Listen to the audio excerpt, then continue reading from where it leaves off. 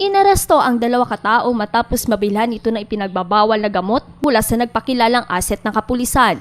Mismong City Anti-Illegal Drug Special Operation Task Group o CAIDSUG ang nanguna sa operasyon kahapon ng hapon sa mismong bahay ng naaresto sa Purok Marayat, Upper Putimbato, Barangay Kalumpang. Sa halagang 500 pesos, nabili ang droga mula kay Marvin Rundina, 33 taong gulang at residente ng Lanoy, Kalumpang. Nakuha rin mula sa kanyang posisyon ang isang maliit na pakete ng shabu.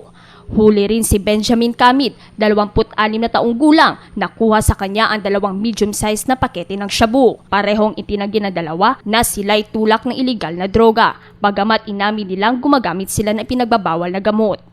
Sir, nagatod lang sir, nagatod lang. Moro to sir. Tuwanan kayo na gumagamit kayo? Opo. Biktima lang sir. Ngunit nasa watchlist na di umano ng kapulisan ang dalawa dahil sa mga reklamo laban sa kanila. Kasong paglabag sa RA 9165 o Comprehensive Dangerous Drugs Act of 2002. According kay sa atin sa Police Station 5, nasa watchlist to pero hindi pa natin matukoy sa ngayon kung anong number siya sa watchlist ng kasi katuwa nga natin dito ang yung taga CIB na sila nakakaalam kung anong watchlist natin. Upang matulungan po ang ating mga tao po sa ating barangay na kung sino-sino po yung gumagamit ng drugs ay ito po ay pinapababawal talaga.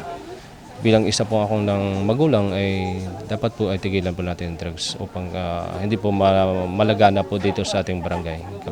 Walang nagawa ang asawa ng isa sa mga nahuli kundi ang pag-iyak na lamang matapos maaresto ang mister.